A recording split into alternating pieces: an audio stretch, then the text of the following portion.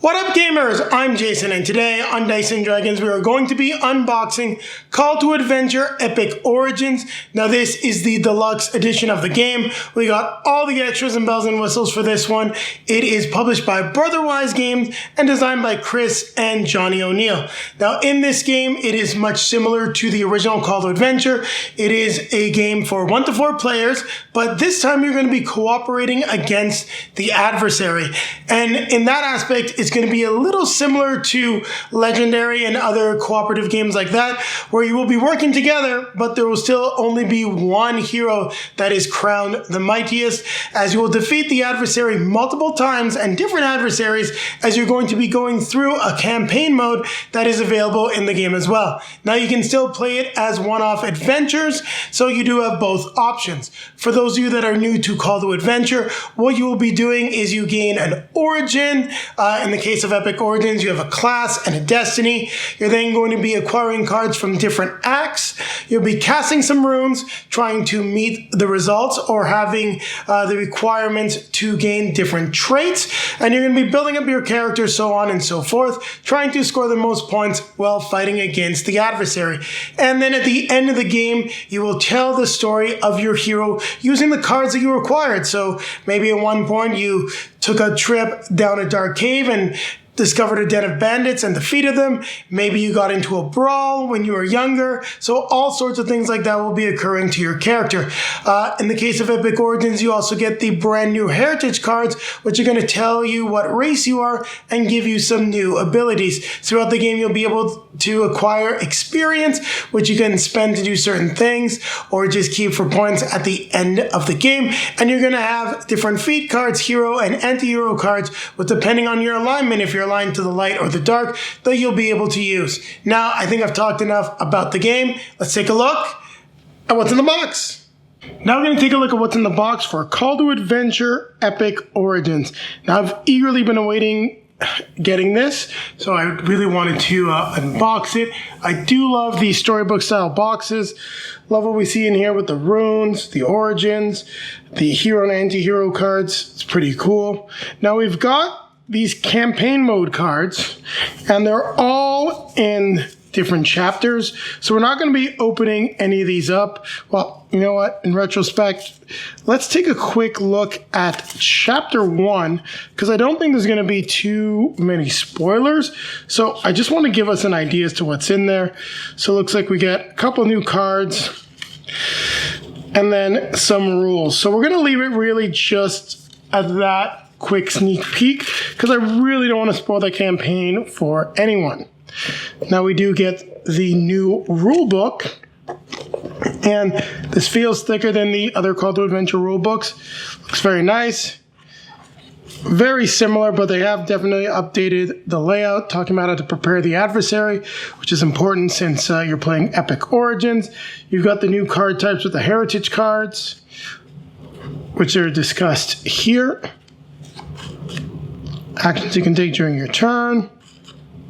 Yeah, just all the regular stuff for attempting a challenge, facing a challenge. But this has definitely been updated compared to the two previous entries into the system. Now we've got information about how you play through the campaign. And then you've got your FAQs and then glossary of terms. So very similar to what we've seen in the past, but it's different. Here we just have some promo for Call to Adventure on the Stormlight Archive, as well as its expansion, The Name of the Wind, and some other games from Brotherwise Games.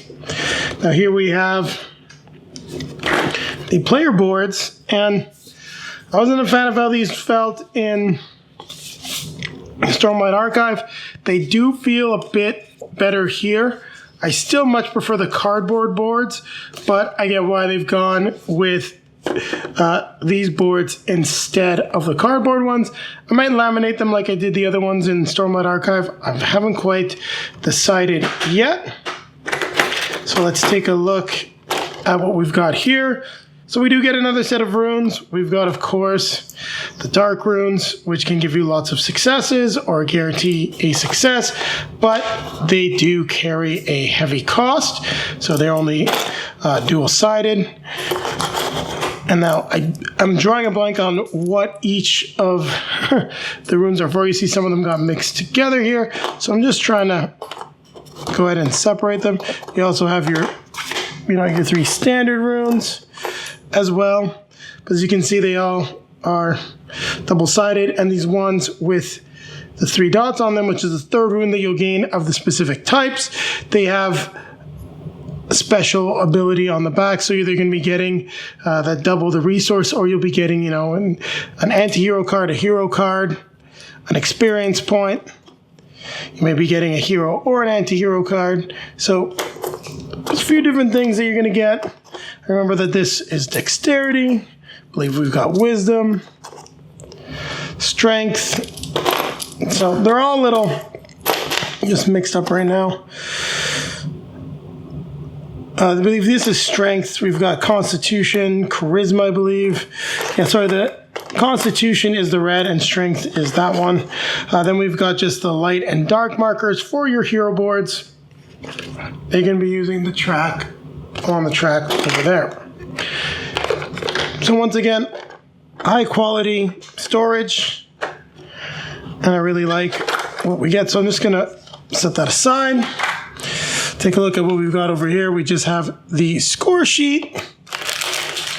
We've got, yes, once again, plastic, because people really, really did not enjoy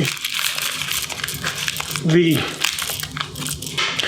cardboard ones. So I'll put them in their home. But these are the plastic experience tokens that were included in the original Kickstarter, but not included in the Stormlight archive. So they've gone back to that, which I'm quite happy to see. Interesting seeing a seam along the middle there. Wonder, yeah, that makes it very nice and easy to open.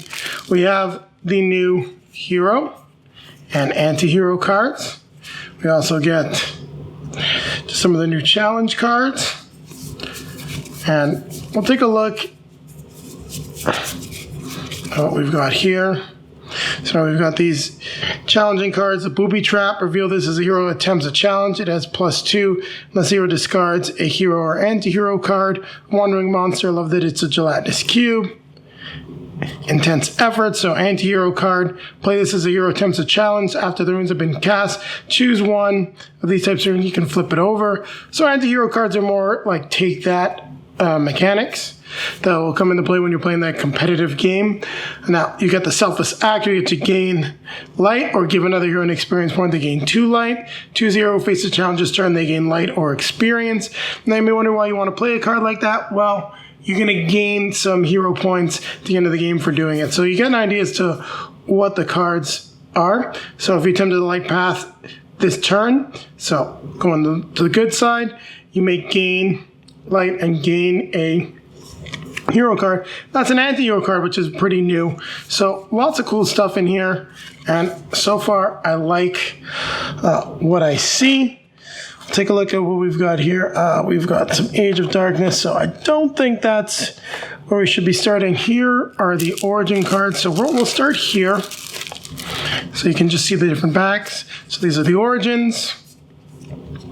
Then you get the level 1 cards. So we got for origins this time, an outcast, a pirate, laborer, tells you what starting runes you're going to get and what your special ability is. Scouts, runaways, amnesiac, initiate, artist, can even be a ghost, that's pretty cool, and a mercenary. So then you've got the challenges. You see what you've got to get. What you need to have, if it's an ability like tough, to acquire it, you need to have that constitution. So you'll be able to gain these: tough, athletic, stealthy, intimidating, educated, perceptive. Then you've got some of the light paths, so you can just decide to gain the highborn. You just can gain it, which is a nice thing. So when you gain this, you gain a hero card, then you may give yourself dark and gain an anti-hero card. You can just be lowborn. Then you've got some of the challenges like fight off sewer rats, where you need to get 3 successes.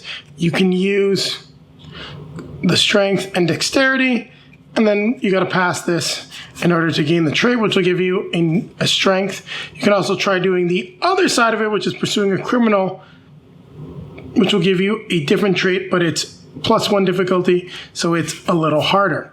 Now, we've done a full how to play on Call to Adventure, so you'll be able to check that out. We really just want to go through the unboxing, and I'm excited to look at the stuff. As you can see some of what you're going to be getting. Now, we'll probably be going through the rest of it a little bit faster now because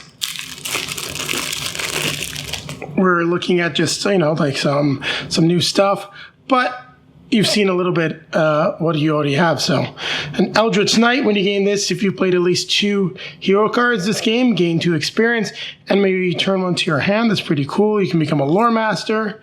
Then you get some more difficult challenges. As you can see, 7 + 1, what you gain if you succeed. Also, you can gain dark points and light points, so it's pretty cool. Master Assassin. So, you know what? I wonder why this is so difficult. We're looking at some of the level 3 cards and the new card type, which I'm drawing a blank on right now. I'm not sure why these are in the middle.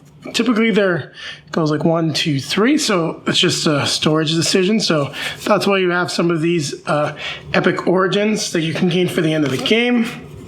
Then you've got some other stuff where you can be, elf, human, a construct. So that just gives you a new background. So High Artificer, some of those epic destinies. You can be a half-orc, a gnome, bird folk. So really cool. I like everything that I'm seeing here. Tragic heroes, dwarfs. You can face the necromancer, capture a djinn. So lots of cool stuff. And I will double check again in the rulebook just what that new card type is. We'll open up this last pack, which has got the adversaries. So these are the different types of quests. So Age of Darkness, Reign of the Adversary. You're going to be fighting some bad guys. Got stuff you can get from the level 2 cards: Gladiator, Treasure Hunter, Oracle, Charlatan. You can see some of those traits you can gain. Guard a sacred item, what you'll get. And getting a bunch of these will score you different points if they're similar ones. Vanquishing your rivals. Let's just see if we got a whole slew of adversaries. Here, Barbarian, Bard. So definitely some other parts of your origins, like your class: Fighter, Monk, Paladin, Ranger, Cleric, Rogue, Sorcerer, Warlock, Wizard. And then this explains how to face the adversary challenges. It's a little different than what we've seen in the other systems, but still looks very cool. So I'm going to box this back up. We will put these sheets right in here. We'll flip over the rulebook because one more time I just want to see what the new cards were, because I'm just drawing a blank. The heritage cards, sorry, that's what they were. And then we'll add back in campaign mode stuff. And then you've seen everything that comes in the box for the deluxe edition of Call to Adventure Epic Origins.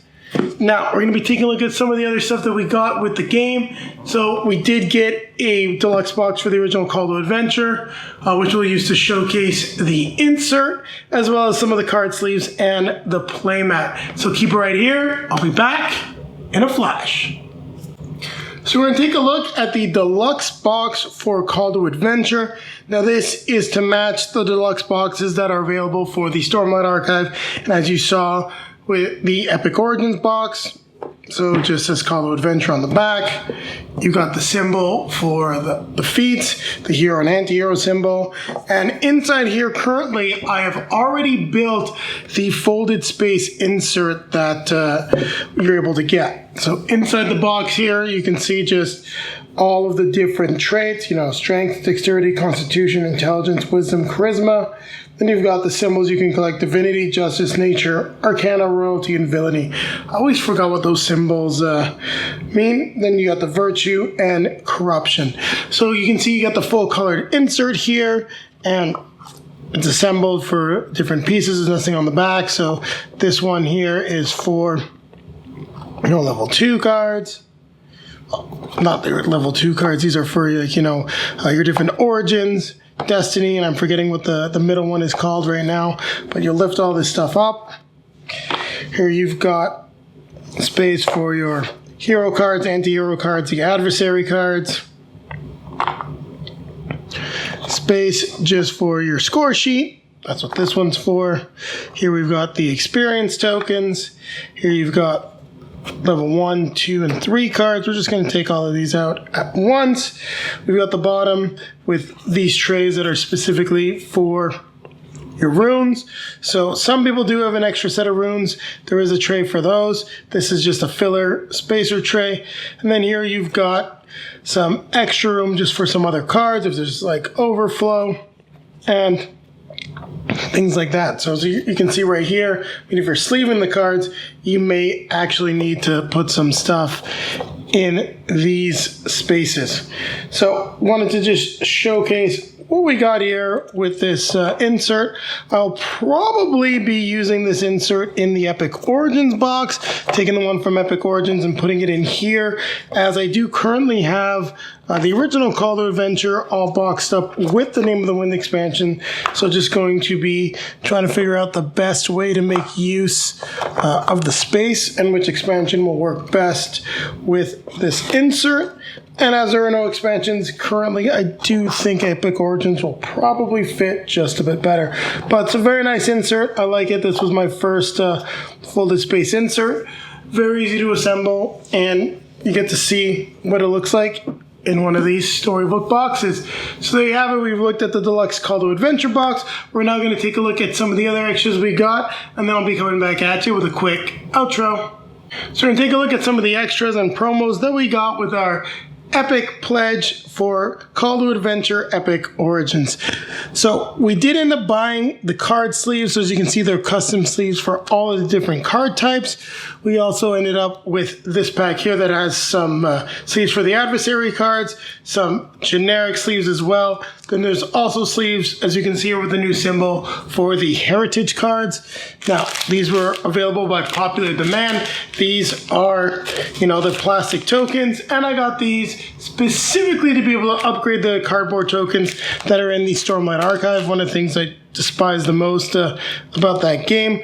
We did end up getting some cards that we already have. Now this is the Kickstarter pack with some new Destiny's Origins that came with the original Call to Adventure. I'm not going to open that up because I might be passing it on, or we might be doing a giveaway or something like that, because I do believe we already got this twice already.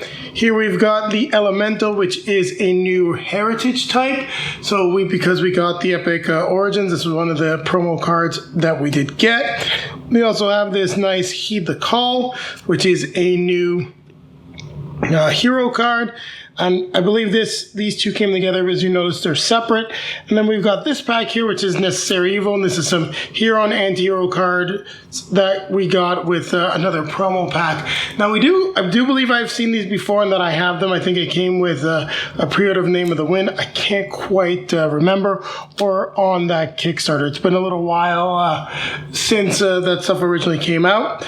And then we ended up getting a second one of these. I'm going to have to compare this to the original, the stitching and things like that. But we've got a second Call to Adventure playmat. Now you may be wondering why I went ahead and got a second playmat. I mean, on game days, game nights, we'll be able to have multiple games going. We can use the playmats, but it really was just the fact that with what I was looking to purchase, the package with the playmat and all the other extras in it was a very, very small cost in terms of a cost increase. So we'll take a look, but like the playmat, got two of them now, and we'll see which one works the best.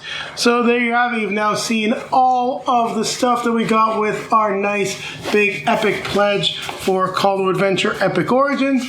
Now keep it right here. I'll be coming back at you with a quick outro.